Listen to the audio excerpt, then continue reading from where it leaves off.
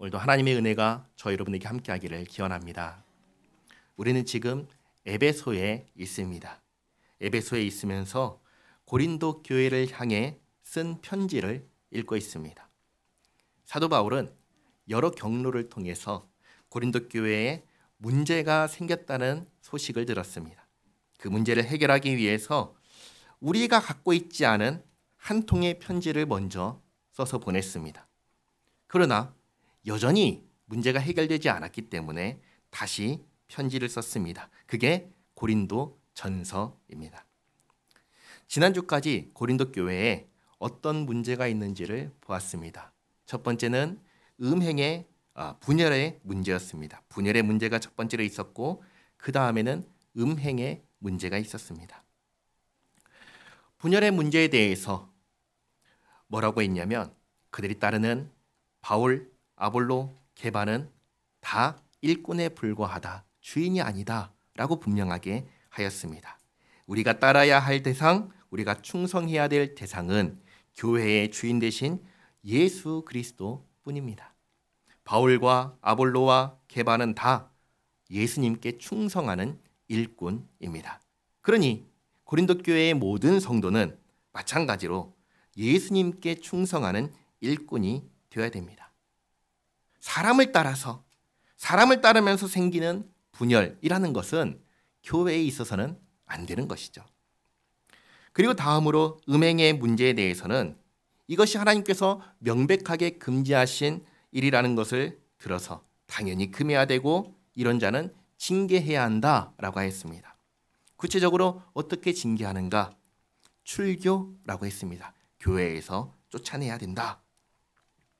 이렇게 징계를 했을 때 회개하고 돌이키면 언제든지 교회는 다시 받아줄 수 있습니다. 그러나 회개하지 않고 돌이키지 않으면 죄와 사망의 권세에게 지배를 받다가 멸망할 수밖에 없는 것입니다. 그러나 그렇게 된다 하더라도 멸망한다 하더라도 우리가 지켜야 되는 것은 그 사람이 아닙니다. 우리가 지켜야 되는 것은 교회입니다. 예수 그리스도께서 자기 피로 사신 주님의 몸된 교회이니 교회는 거룩하고 정결해야 합니다. 주님의 말씀을 따라야 하고 주님의 말씀을 지켜야 합니다. 그러지 않는다면 그건 교회가 아닙니다. 그건 아무 의미 없는 그냥 집단에 불과합니다. 오늘날 교회에 들어오고 있는 가장 큰 문제는 하나님의 말씀을, 성경을 왜곡하는 데 있습니다. 예를 들겠습니다. 하나님은 사랑이십니다. 맞나요? 틀린가요? 맞습니다. 성경이 분명하게 하나님은 사랑이시다라고 가르칩니다. 근데 이 말씀을 어떻게 왜곡하냐면 하나님은 사랑이시기 때문에 누구도 지옥에 보내지 않는다라고 얘기를 합니다. 이 말은 맞나요? 아닙니다. 그렇지 않습니다. 성경은 하나님께서 사랑의 하나님이시지만 또한 공의의 하나님이시라고 분명하게 알려주십니다. 그래서 죄에 대해서는 분명하게 벌하시는 하나님이시라고 우리에게 알려주십니다. 그런데 이것을 지워버립니다. 하나님에게서 공의를 지워버립니다. 그럼 뭐가 남을까요? 그건 하나님이 아닙니다. 그건 하나님이 아니에요. 거짓된 신에 불과합니다. 교회는 이 성경을 통하여 계시하여 주신 하나님의 말씀을 지켜야 합니다. 그리고 하나님께서 하라고 하신 것을 해야 합니다. 그게 교회입니다. 예수님께서 제자들에게 이렇게 말씀하셨습니다. 마태복음 28장 20절 말씀 같이 한번 읽겠습니다. 내가 너희에게 분부한 모든 것을 가르쳐 지키게 하라. 볼지어다 내가 세상 끝날까지 너희와 항상 함께 있으리라 하시니라. 아멘. 예수님께서 제자들에게 뭐라고 하셨죠? 내가 너희에게 분부한 모든 것을 가르치고 지키라 하셨습니다. 가르치고 지키라. 뭘 빼고? 아니요. 모든 것을. 또 요한계시록 가장 마지막에 주신 성경을 보면 이렇게 말씀하셨습니다. 요한계시록 22장 18절 19절 말씀 같이 한번 읽겠습니다.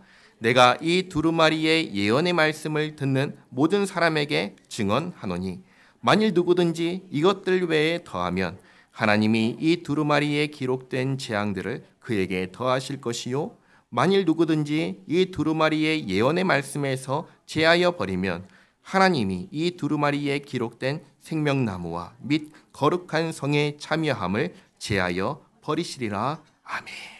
그러니까 하나님께서 주신 계시의 말씀에서 무언가를 빼거나 무언가를 더하거나 그러면 어떻게 된다는 겁니까? 안 된다는 것입니다. 주님 주신 그 말씀 그대로 받아서 지켜야 됩니다. 그게 교회입니다. 무언가를 더하거나 무언가를 빼면은 그건 뭔가요? 그게 이단입니다. 이것을 잊지 마시기 바랍니다. 오늘 말씀 고린도전서 6장 1절 말씀부터 같이 한번 보겠습니다. 너희 중에 누가 다른 이와 더불어 다툼이 있는데 구태여 불의한 자들 앞에서 고발하고 성도 앞에서 하지 아니하느냐. 무엇과 관련된 말씀하시냐면 재판과 관련된 말씀입니다. 일단 이 문제는 교회 안에서 일어난 일입니다. 교회 안에서. 교회 밖에서 일어난 문제가 아닙니다. 교회 밖에서 일어난 문제에 대해서는 교회 밖에서 해결하면 됩니다. 교회 밖에서 일어난 문제에 대하여 예를 들면 교통사고가 나거나 돈 문제가 있거나 폭력의 문제가 있거나 세상의 법에 속한 여러 가지 문제가 나면 그것은 다 어디서 해결하면 되냐면 세상 법정에서 해결하면 됩니다. 그러나 교회 안에서 일어난 문제에 대해서는 다릅니다. 교회 안에서 일어난 문제에 대해서는 교회 안에서 해결할 수 있어야 됩니다. 그 이유를 바울이 이렇게 가르쳐줍니다. 2절에 성도가 세상을 판단할 것을 너희가 알지 못하느냐. 세상도 너희에게 판단을 받겠거든. 본래 하나님께서 사람을 창조하실 때 이 세상을 다스리는 왕 같은 존재로 창조하셨습니다. 하나님께서 사람을 자기 형상대로 만드시고 뭐라고 하셨습니까? 모든 것을 다스리라고 하셨습니다. 그런데 사람이 하나님께 범죄하여 타락한 이후에 어떻게 되었죠?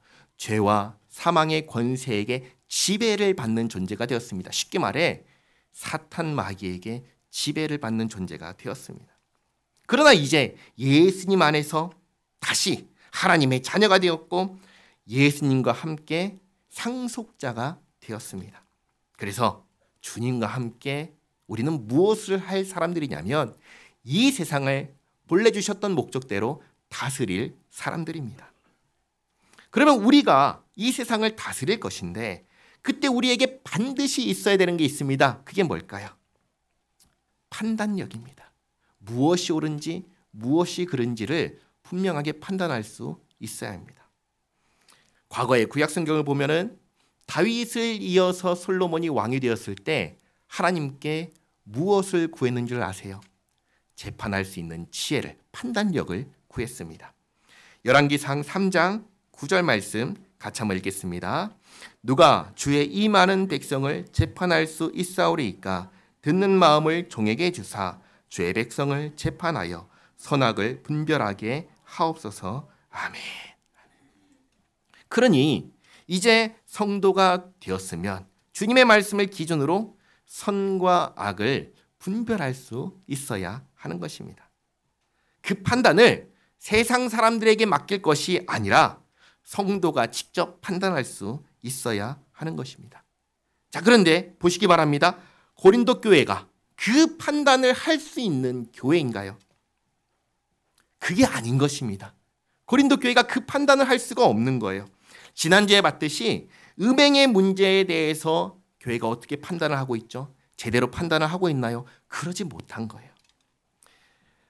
음행의 문제에 있어서 제대로 판단을 못하는 교회가 고린도 교회였습니다. 그래서 문제가 생기면 어떻게 했냐면 그 문제를 가지고 세상 법정에 나아간 겁니다. 그것을 사도 바울이 지적하는 겁니다. 너희 안에 있는 문제를 해결하지 못해서 세상 법정에다가 그 문제를 해결해 달라고 하는 게 이게 말이 되는 소리냐? 너희는 장차 주님과 함께 이 세상을 다스릴 사람들인데, 그리고 2절 하반절에 지극히 작은 일 판단하기를 감당하지 못하겠느냐? 우리가 천사를 판단할 것을 너희가 알지 못하느냐? 그러하거든 하물며 세상 일이랴. 그런즉 너희가 세상 사건이 있을 때 교회에서 경히 여김을 받는 자들을 세우느냐. 교회에서 경히 받는 자들을 세운다. 이 경히 받는 자들이 누구냐면 예수님 믿지 않는 사람들입니다. 그러니까 예수님을 믿는 사람들이 예수님을 믿지 않고 예수님을 모르는 사람들의 판단을 의지한다라고 하는 것입니다. 그런데 예수님 믿는 사람들이 예수님을 믿지 않는 사람들의 판단을 의지하는 게 뭐 어때서? 라고 만약에 생각한다면 그것은 예수님 안에 있는 우리들이 어떤 사람들인지 아직 잘 모른다는 의미입니다. 이렇게 예를 들겠습니다. 재판관이 있죠. 법관이 있습니다. 재판관이 재판을 못해서 법에 법자도 모르는, 비읍자도 모르는, 선악을 분별할 줄 모르는 어린아이에게 내 대신 재판 좀 해달라고 부탁을 합니다. 그러면 이게 말이 되는 일일까요? 아니죠. 재판관이 그걸 판단하지 못하고 선악을 분별하지 못하는 어린아이에게 내 대신 재판을 해달라고 하는 것은 부끄럽게 생각해야 하는 일인 겁니다. 마찬가지로 예수님 안에서 우리는 이 세상을 예수님과 함께 판단할 사람들인데, 천사들까지도 우리가 판단할 사람들인데, 그런데 장차 주님과 함께 이 일을 감당해야 할 우리가 우리에게서 판단을 받아야 하는 사람들에게 그들을 판단하지 못해서 그들에게 우리 대신 판단 좀 해달라고 하는 거, 부끄러운 일인 것입니다. 그래서 말합니다. 5절에 내가 너희를 부끄럽게 하려 하여 이 말을 하노니 너희 가운데 그 형제 간의 일을 판단할 만한 지혜 있는 자가 이같이 하나도 없느냐. 형제가 형제와 더불어 고발할 뿐더러 믿지 아니하는 자들 앞에서 하느냐. 그러니 교회 문제를 세상의 법정에 가져가는 것은 정말 부끄러운 일인 것입니다. 그리고 교회의 문제를 제대로 교회 안에서 해결하지 못하는 것도 마찬가지로 부끄러운 일입니다. 그만큼 교회가 무엇이 옳은지 무엇이 그른지를 모른다는 말이기 때문입니다. 이게 고린도 교회였습니다. 정말 문제가 많은 교회였습니다. 그리고 오늘날 옳고 그름을 판단하지 못해서 세상으로부터 욕을 먹고 또 세상 법정에 의지하는 교회가 있다면 그 교회도 고린도 교회와 마찬가지로 문제가 있는 교회입니다. 7절에 이렇게 말합니다. 너희가 피차 고발함으로 너희 가운데 이미 뚜렷한 허물이 있나니 차라리 불의를 당하는 것이 낫지 아니하며 차라리 속는 것이 낫지 아니하냐. 너희는 불의를 행하고 속이는구나. 그는 너희 형제로다. 불의한 자가 하나님의 나라를 유업으로 받지 못할 줄을 알지 못하느냐. 미혹을 받지 말라. 음행하는 자나 우상 숭배하는 자나 간음하는 자나 탐색하는 자나 남색하는 자나 도적이나 탐욕을 부리는 자나 술 취하는 자나 모욕하는 자나 속여 빼앗는 자들은 하나님의 나라를 유업으로 받지 못하리라. 아멘. 기억하시기 바랍니다. 불의한 자 하나님 나라 유업으로 받지 못합니다. 이 말씀은 예수 믿는 불의한 자라는 것은 없다는 말씀입니다. 불의한 자가 예수님을 믿으면 반드시 무엇을 하냐면 자기의 불의를 회개합니다. 불의를 회개하지 않으면서 예수님을 믿는다라고 하는 것은 자기 스스로를 속이는 것입니다. 또 9절과 10절에 말씀하신 것처럼 음행하는 자, 우상 숭배하는 자, 간음하는 자, 탐색하는 자, 남색하는 자. 여기서 남색은 뭘까요? 동성 간의 성관계를 하는 그런 사람들입니다. 도적, 탐욕을 부리는 자, 술 취하는 자, 모욕하는 자, 속여 빼앗는 자, 이 사람들 전부 다 뭐라고 합니까? 하나님 나라 유업으로 받지 못한다. 분명하게 말씀하십니다. 기억하시기 바랍니다. 예수 믿는다고 하면서 여전히 이렇게 행하는 자들은 이것이 문제가 있다는 것을 판단하지 못하는 사람들, 그 자체가 나는 사실 예수 믿는 사람이 아닙니다 라고 하는 것과 같다는 사실입니다. 사도 바울은 사도행전 초반에 오순절 성령 강림 사건에 대해서 말할 때 이렇게 분명하게 말했습니다. 사도행전 2장 38절 말씀 같이 읽겠습니다. 베드로가 이르되 너희가 회개하여 각각 예수 그리스도의 이름으로 세례를 받고 죄 사함을 받으라. 그리하면 성령의 선물을 받으리니 아멘. 뭐라고 하죠? 뭘 하라고 하지요? 가장 먼저 회개하라고 했습니다. 회개하라고 했습니다. 지금까지 살던 방식, 지금까지 하던 사고 방식을 떠나는 것입니다. 하나님께서 금지하시던 일을 하던 그 삶을 끊어버리는 것입니다. 그게 회개입니다. 그게 없으면 안 됩니다. 믿음과 삶은 같이 가는 거예요. 같이 가는 겁니다. 제가 늘 이 말씀을 드립니다. 왕의 명령을 듣기 싫어하는 왕의 백성이라는 것은 있을 수 있나요? 있을 수가 없는 거예요. 왕이시여, 왕이, 당신이 나의 왕이시지만 나는 당신의 명령을 듣기 싫습니다. 그렇게 말하는 백성이 있나요? 그럴 수가 없는 거예요. 혹시라도 그런 백성이 있다면 왕이 어떻게 할까요? 그냥 내버려 둘까요? 그러지 않죠. 당장 내쫓아서 성 밖에 두라고 할 겁니다. 바깥 어두운 곳에 내버리라고 할 겁니다. 마찬가지로 예수 믿는 사람이 하나님께서 금지하신 일을 하면서 그게 잘못된 거라는 것을 분별하지 못한다면, 알지 못한다면 그건 정말 심각한 문제입니다. 예수 믿는 사람은 어떤 사람입니까? 예수님의 말씀을 듣는 사람입니다. 하나님의 백성은 하나님의 말씀을 듣습니다. 하나님의 말씀을 듣지 않는 하나님의 백성이라는 것은 존재할 수가 없는 거예요. 하나님께서 우리를 죄와 사망의 권세에서 건져 주셨습니다. 그러나 우리 안에 여전히 죄의 습관이 남아있을 수 있습니다. 그러면 그것을 괜찮다고 말해도 되나요? 아니요. 그러면 안 됩니다. 괜찮은 게 아니에요. 농담으로라도 괜찮아, 그렇게 말하면 안 되는 거예요. 우리는 죄의 습관과 싸워야 됩니다. 싸워서 이겨야 합니다. 우리의 생각과 말과 행동이 바뀌어야 합니다. 하나님의 말씀을 기준으로 다 달라져야 합니다. 우리에게는 분명한 기준이 있습니다. 뭐죠? 십계명이죠. 하나님께서 하나님의 백성에게 주신 10가지 언약의 말씀입니다. 십계명은 크게 두 가지로 구분되죠. 하나님에 대한 것과 사람에 대한 것입니다. 하나님께 대한 것은 하나님을 사랑하는 것과 관련되고, 사람과 관련된 것은 사람을 사랑하는 것과 관련이 됩니다. 하나님을 사랑하는 것, 어떻게 하는 거라고 말씀드렸죠? 하나님을 예배하는 거라 했습니다. 어떻게 해요? 하나님의 말씀대로 하나님을 예배하는 것. 그게 하나님을 사랑하는 것입니다. 사람을 사랑하는 것은 어떻게 하는 것이죠? 3가지를 말씀드렸습니다. 사람을 사랑하는 것. 첫 번째는 부모님을 공경하는 것.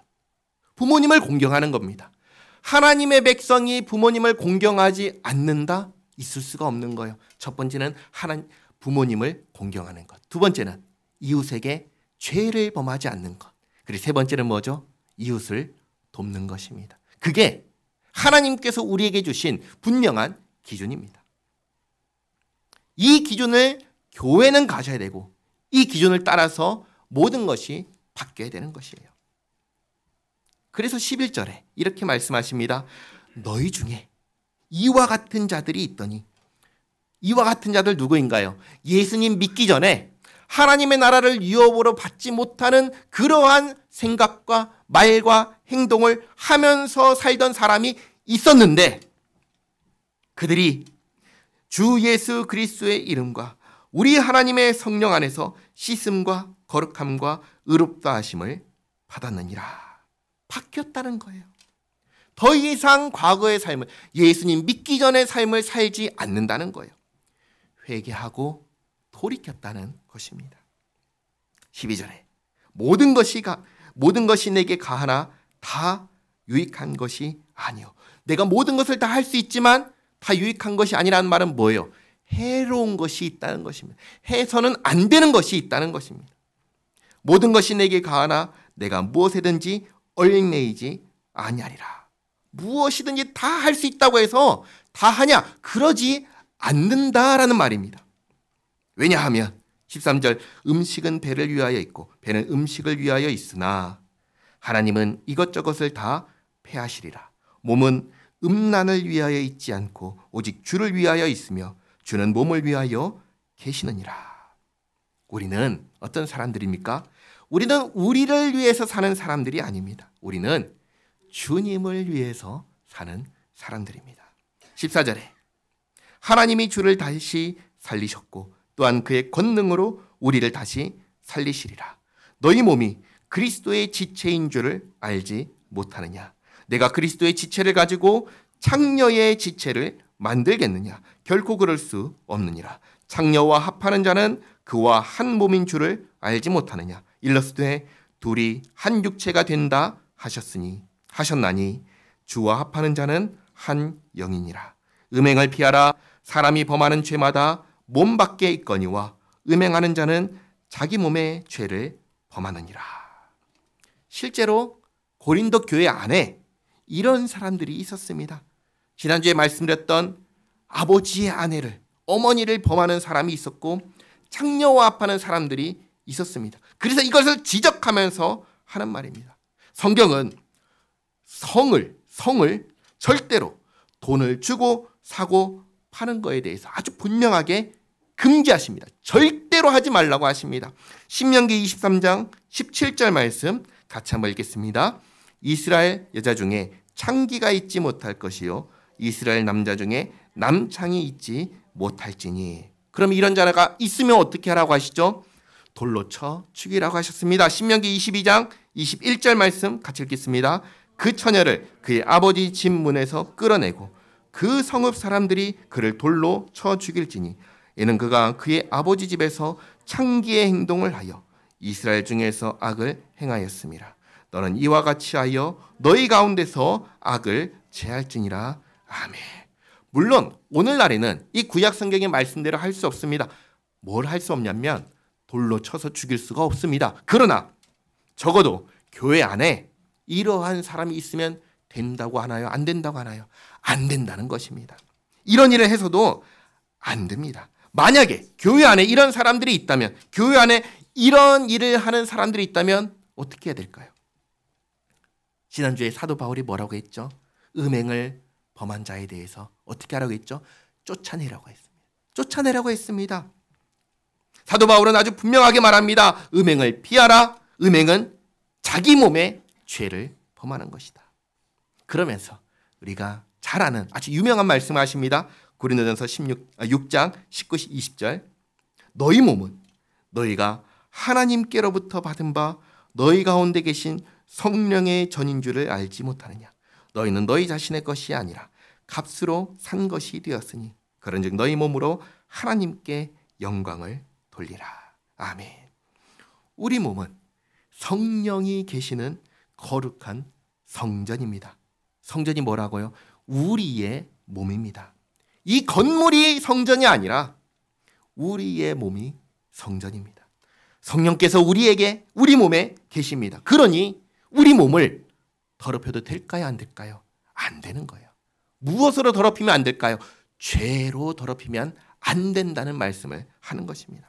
특히 하나님께서 금지하신 일들을 하는데 우리 몸을 사용해서는 안 된다는 말을 하는 것입니다. 우리 몸은 오직 한 가지 목적으로 사용해야 합니다. 그 한 가지 목적이 무엇일까요? 바로 하나님께 영광을 돌리는 것입니다. 왜 우리 몸을 하나님께 영광 돌리는 일에만 사용해야 할까요? 하나님께서 우리를 창조하신 목적이 바로 그것이기 때문입니다. 이사야 43장 21절 말씀 같이 한번 읽겠습니다. 이 백성은 내가 나를 위하여 지었나니 나를 찬송하게 하려 함이니라. 아멘. 하나님께서 하나님의 백성들을 어떠한 목적으로 지으셨다고 하시죠? 나를 위해서, 하나님을 위해서, 하나님을 찬송하게 하기 위해서 지으셨다고 하셨습니다. 그러니 우리가 우리의 몸을 어떻게 사용해야 합니까? 하나님께 영광을 돌리는데 사용해야 합니다. 결코 죄를 범하는 데 사용해서는 안 되는 것입니다. 그렇게 할 때 참으로 우리의 인생은 복된 인생이라고 할 수 있습니다. 다음 7장입니다. 너희가 쓴 문제에 대하여 말하면 바울이 고린도 교회로부터 받은 문서 혹은 받은 소식에 대해서 보면은 고린도 교회에 여러 가지 문제가 기록되어 있었는데 여러 가지 문제를 이야기했는데 그중에 이성 간의 문제에 대해서도 얘기를 하는 겁니다. 남자가 여자를 가까이 아니함이 좋으나 음행을 피하기 위하여 남자마다 자기 아내를 두고 여자마다 자기 남편을 두라. 그러니까 부부가 아니라면 이성을 가까이 하지 않는 게 좋습니다. 다음으로 음행을 피하기 위하여 뭐 하라고 하죠? 결혼하라고 합니다. 그런데 여기서 주의하셔야 할 것은 지금 고린도 교회에 어떤 문제가 있기 때문에 이 얘기를 하냐면 음행의 문제가 있기 때문에 이렇게 표현을 하는 것입니다.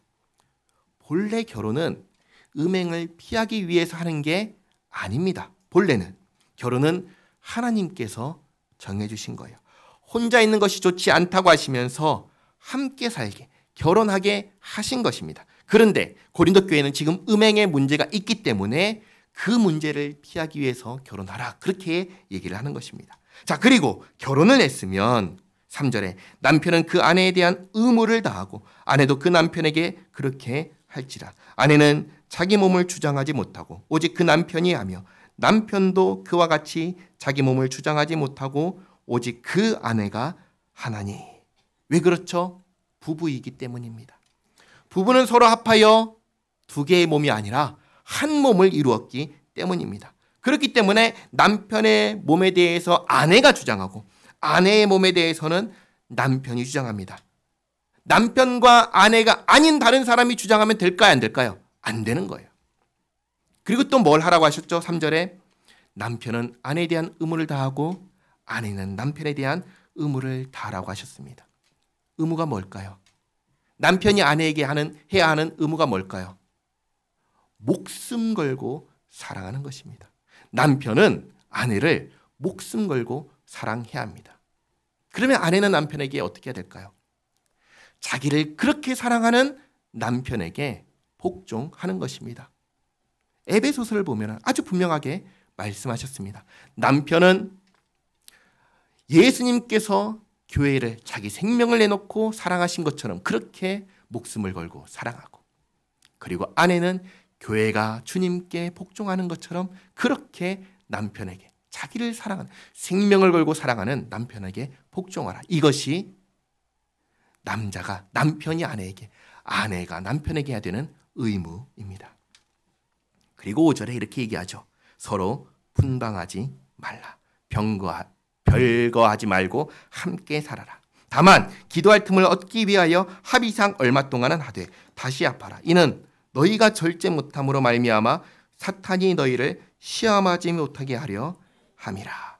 특별한 이유로 잠시 동안은 떨어져 있을 수 있지만 너무 길어서는 안 된다. 반드시 다시 합해야 된다.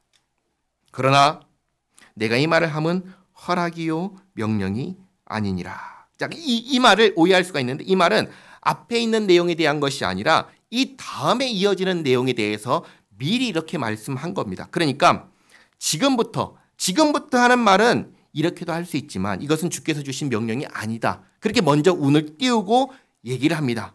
그러면 그 허락하는 것, 이렇게 할 수도 있다라고 하는 게 뭐냐면 7절에 나는 모든 사람이 나와 같기를 원하노라. 그러나 각각 하나님께 받은 자기의 은사가 있으니 이 사람은 이러하고 저 사람은 저러하니라. 내가 결혼하지 아니한 자들과 과부들에게 이르노니 나와 같이 그냥 지내는 것이 좋으니라. 뭐예요? 혼자 살 것을 권한다는 거예요. 그러나 이것은 주님의 명령이 아니기 때문에 이건 내 생각에는 이것이 좋다라고 그렇게 먼저 말하고 시작하는 겁니다. 그러나 9절에 만일 절제할 수 없거든 결혼하라. 정욕이 불같이 타는 것보다 결혼하는 것이 나으니라. 그러니까 절제할 수 있다면 바울이 얘기하는 거죠. 결혼하지 않는 게 좋고, 그러나 절제할 수 없다면 결혼하는 것이 좋다는 말입니다. 하나님께서 특별한 은사를 주셨으면, 다시 말해 혼자 살 수 있게 하나님께서 하셨다면 혼자 사는 게 좋고, 그게 아니라면 결혼하는 게 좋다라는 것입니다. 여기까지가 권면이고 그 다음부터는 다시 주님의 명령입니다. 10절. 결혼한 자들에게 내가 명하노니 명하는 자는 내가 아니요 주시라. 여자는 남편에게서 갈라서지 말고. 그러니까 결혼했다면 이혼하지 말고. 11절. 만일 갈라섰으면 그대로 지내든지 다시 그 남편과 화합하든지 하라. 남편도 아내를 버리지 말라. 그러니까 이혼했다면 그냥 재혼하지 말고 그냥 지내든지 아니면 본래 남편과의 관계를 회복하든지 그렇게 하라는 것입니다. 성경의 기준은 이것입니다. 사별한 경우가 아니라면 본래 결혼한 상대가 아닌 다른 사람과 재혼하는 거에 대해서 부정적으로 얘기합니다. 하지 말라고 얘기합니다. 여기까지 주님의 명령입니다. 그 다음은 다시 바울의 의견입니다. 12절. 그 나머지 사람들에게 내가 말하노니 이는 주의 명령이 아니라 만일 어떤 형제에게 믿지 아니하는 아내가 있어 남편과 함께 살기를 좋아하거든 그를 버리지 말며 어떤 여자에게 믿지 아니하는 남편이 있어 아내와 함께 살기를 좋아하거든 그 남편을 버리지 말라. 그러니까 믿지 않는 남편 또는 믿지 않는 아내가 있는데 그래도 함께 살기를 원한다면 어떻게 하라는 거예요? 이혼하지 말라고 하는 겁니다. 14절. 믿지 아니하는 남편이 아내로 말미암아 거룩하게 되고 믿지 아니하는 아내가 남편으로 말미암아 거룩하게 되나니 그렇지 아니하면 너희 자녀도 깨끗하지 못하니라. 그러나 이제 거룩하니라. 쉽게 말해 이런 겁니다. 믿음이 다르다고 해서 쉽게 이혼하지 말라는 것입니다. 함께 살고 싶어 한다면 이혼하지 말고 그리고 또 함께 살면 혹시라도 신앙을 가질 수 있게 될지도 모른다. 그 얘기를 하는 것이죠. 그러나 15절. 혹 믿지 아니하는 자가 갈리거든 갈리게 하라. 형제나 자매나 이런 일에 구애될 것이 없느니라. 그러나 하나님은 화평 중에서 너희를 부르셨느니라. 무슨 말이냐면 믿지 아니하는 남편 혹은 믿지 아니하는 아내가 헤어지기를 원한다면 헤어지라는 것입니다. 이런 경우에 구애받지 말라고 하시는 것입니다. 그러나 16절에 아내된 자여 내가 남편을 구원하려는지 어찌할 수 있으며 남편 된 자여 내가 내 아내를 구원하려는지 어찌 알 수 있으리요. 그래서 결혼을 한다면 신자는 신자와 결혼하는 것이 가장 좋습니다. 신자 간에 결혼해도 결혼 생활이 쉽나요? 믿는 사람끼리 결혼해도 어렵습니다. 하물며 믿지 않는 사람과 믿는 사람이 결혼하면 어떻겠습니까? 정말 어렵지요. 그러니까 되도록 신자는 신자와 결혼을 한 것이 좋고 만약에 불신자와 결혼했을 때에도 불신자가 헤어지길 원한다면 구애받지 말고 헤어지고 헤어지길 원하지 않는다면 함께 살라는 것입니다. 그래서 함께 살면서 예수님을 믿게 될 수도 있다는 것입니다. 그렇게 되면 정말 좋지요. 정말 좋은데 우리가 경험적으로 알죠. 그게 쉽나요? 쉽지가 않습니다. 어쩌면 평생을 갈등 속에서 살아야 될지도 모릅니다. 일단 바울은 이렇게 얘기합니다. 결혼을 했으면 쉽게 헤어지지 말아라. 17절. 오직 주께서 각 사람에게 나눠주신 대로 하나님이 각 사람을 부르신 그대로 행하라. 내가 모든 교회에서 이와 같이 명하노라. 이 결혼에 대한 내용은 고린도 교회에서만 이렇게 표현한 것이 아니라 모든 바울이 복음을 전한 모든 교회에서 똑같이 가르치는 내용입니다.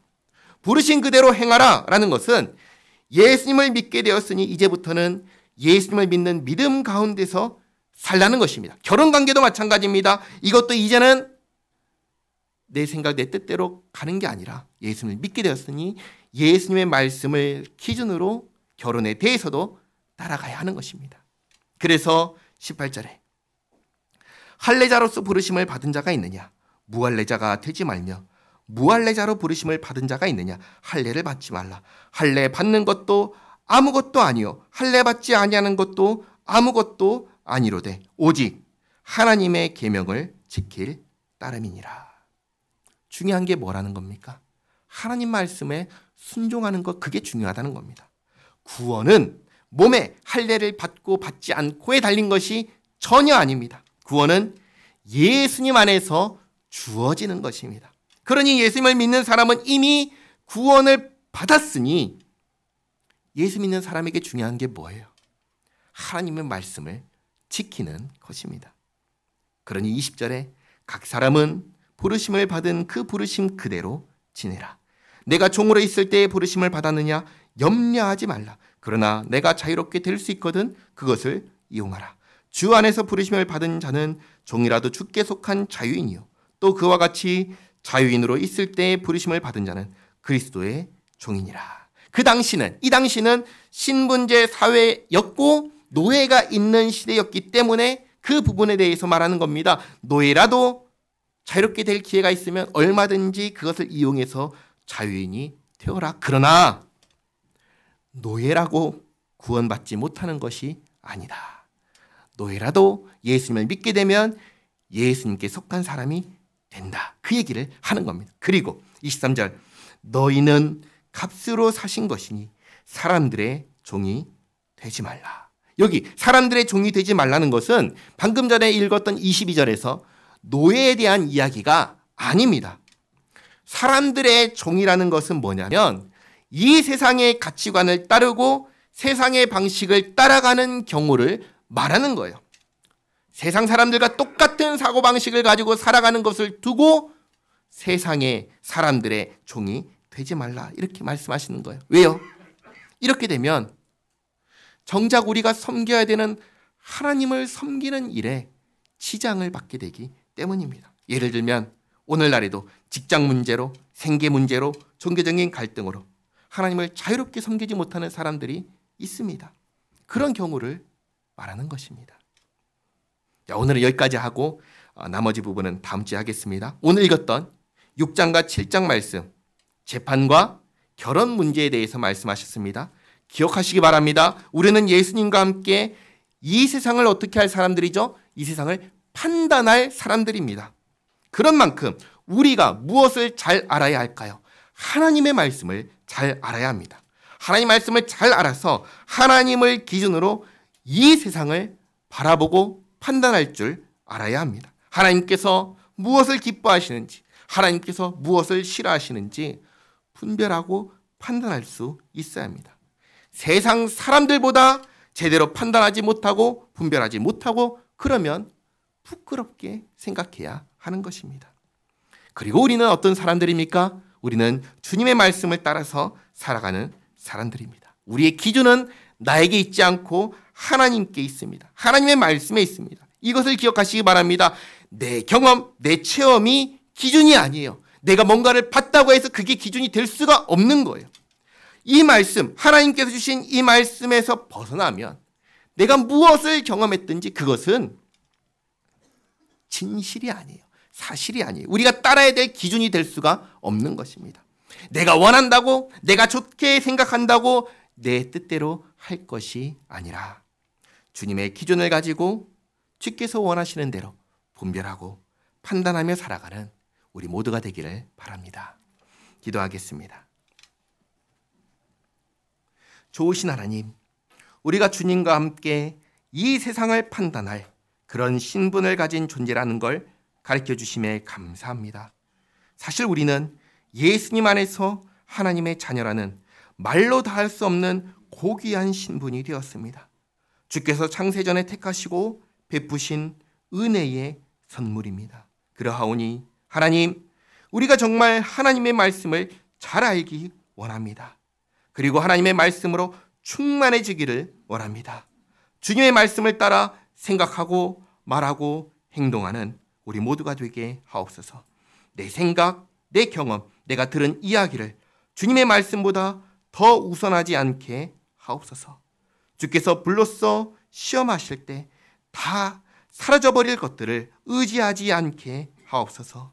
우리는 주님의 말씀을 따르는 사람들이오니 늘 성경을 가까이 하게 하옵시고 말씀을 읽을 때마다 꿀송일처럼 달다는 고백이 우리 입에서 나오게 하옵소서. 예수님의 이름으로 기도하옵나이다. 아멘.